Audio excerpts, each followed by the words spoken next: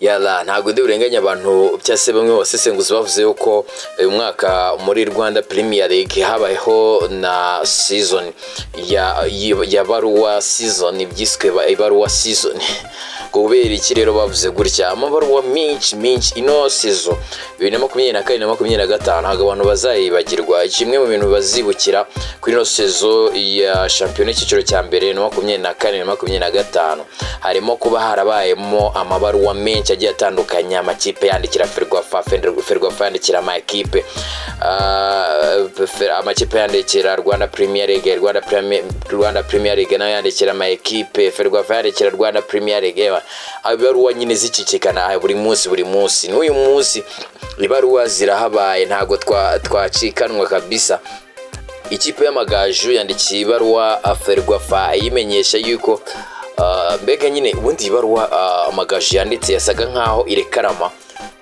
ariko abantu twibuke neza Amagaju afitanye umukino uzasoza shampiyona umunsi wa 30 izakiramo Muhazi United. Ikintu Amagaju asabwa no gutsinda cyakunganya kugira ngo abashe kuguma mu cyiciro cya mbere ko Muhazi iramutse itsinze byanganya iminota 33 bityo Muhazi kabari ikomeza mu cyiciro cya mbere Amagaju akamanuka uko bingagije no manota Muhazi yabari iziga irimo umwenda bitego bice bitandatu mu gihe Amagaju arimo umwenda bitego 10 byose.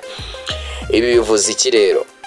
Amagaju yicara reba abona kwiye kurekarama ibi bikurikira akwiye kurekarama amakarita akoma habayeho analize zikomeye cyane baze kubona umukino uno mukino bari kurekarama no mukino wabaye mu kwezi kwa kabiri kane imagine umukino ikipe ya Muhazi yatsinzemo Vizi bitego 3 ku busike gukana amanota 3 ariko bakavuga yuko habayeho kwibeshya kuko yitwa Serge Murangamirwa yari afite amakarita 3 y'umuhondo amakarita 3 ndetse banatanze umunsi amakarita yayaboneyeho mu kwa 8 Murangamirwa yabonye karita y'umuhondo mu kwa 9 arayibona no mu kwa 2 arayibona bityo uno mukino wa Vision yagombaga kuwukina yagombaga kuba ari hanze y'ikibuga nk'umuntu wabonye amakarita 3 nk'uko itegeko ribivuga. Baboneraho kandi no gusaba yuko umukino wa shampiyona bari bafitanye ku itariki kwa gatatu ari no ku munsi wa nyuma wa shampiyona cyangwa umunsi wa 30 wa shampiyona wahagarikwa mu rwego rwo kugira ngo nyine habanze hakorwe isuzumwa bigendanye n'iki kirego Amagaju yaratanze ariko ibi ngibi nyine urumva ni hatari ntago biba byoroshye gusa Ferwafa ntago yatindijemo yahise basubiza ngira ngo ibaruwa rwose y'Amagaju yari yanasinweho n'umunyamabanga mukuru nta wundi yitwa gute yitwa Mathias gusa Mathias ngeze ubwo niwe munyamabanga mukuru w'ikipe y'Amagaju akaba rero we wari wasinye kuri no tangazo ry'Amagaju cyangwa ino baruwa y'Amagaju ariko Ferwafa nayo yahise ibasubiza byihuse bega ibyihutirwa ibandikira babwira yuko nyuma yo kwakira ibaruwa iturutse mu Magaju bwana muyobozi w'Amagaju bamumenyesheje gutya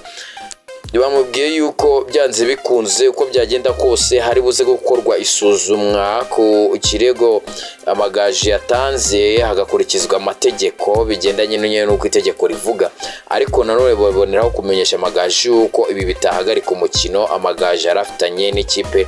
ya Muhazi umukino uzaba ku munsi wo kuwa gatatu. Ibyo rero ni ibaruwa rwose Ferwafa isohoye mu kanya yasimweho n'umunyamabanga mukuru wa Ferwafa nta wundi ni Adolphe Kalisa nuko bimeze ibyo muri Rwanda Premier League nguko byifashe mu gihe ino shampiyona ariko abantu bari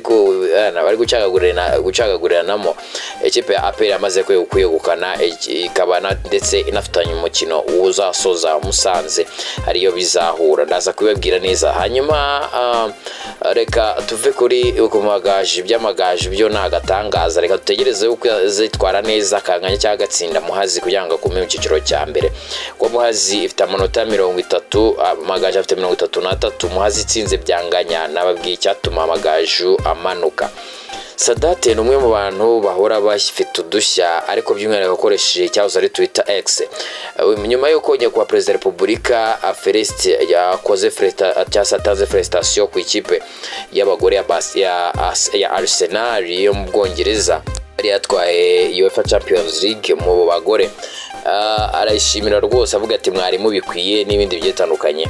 Sadate ajyaho arareba hano bavuga ngo no kuri playinga, arandika ati nyakubahwa Perezida wa Repubulika, dukurikije uburyo ukunda umupira nkwijeje kuzagushyikiriza kimwe mu bikombe bikomeye bikinirwa hano ku mugabane wa Afurika.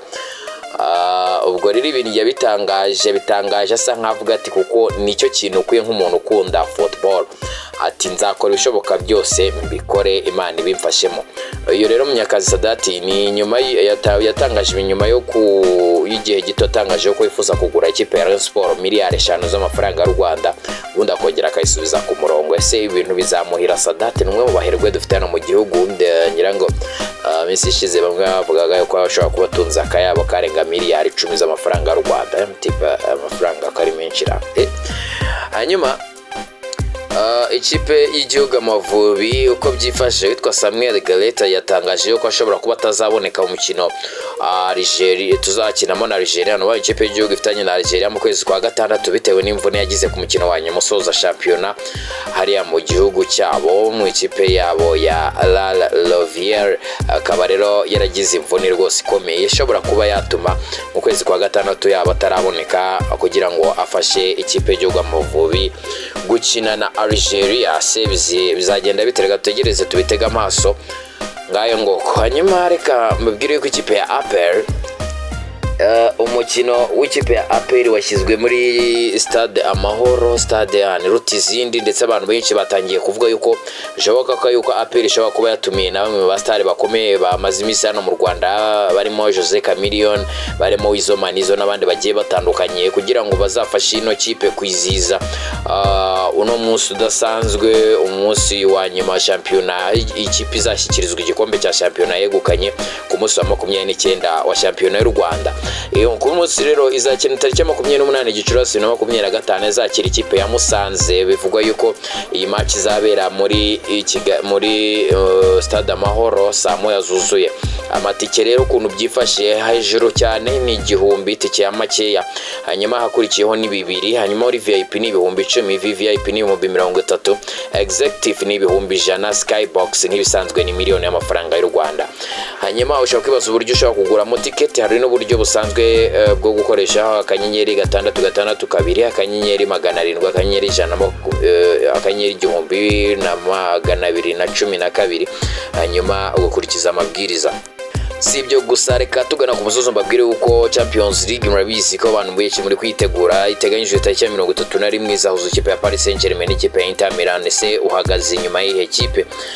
katubitega amaso tariki 30 Gicurasi, ibintu bizaba ari ibicika kabisa. Hanyuma reka nkubwire uko yitwa Gianni Infantino, uyu nguyu niwe perezida wa FIFA cyangwa se Federation y'umupira w'amaguru ku isi, akaba yatangarije igitangazamakuru cyitwa Show Speed yuko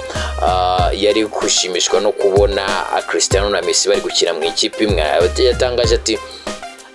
mu gihe umunyamakuru yamubaje uwo yabafana hagati cyangwa se yabona arenze undi hagati ya Cristiano na Messi, yavuze ati bose mbona bari ku rwego rumwe bahambaye, atari ko byari kuba byiziyo bose bahurira mu ikipe imwe Cristiano na Messi. Ngayo nguko uko byifashe muri siporo nyarwanda. Nitwa Kim Train Nova TV, ndabashimiye. Duhe like na comment kandi subscribe niba utarayikoze, ndabemera cyane. Ciao ciao.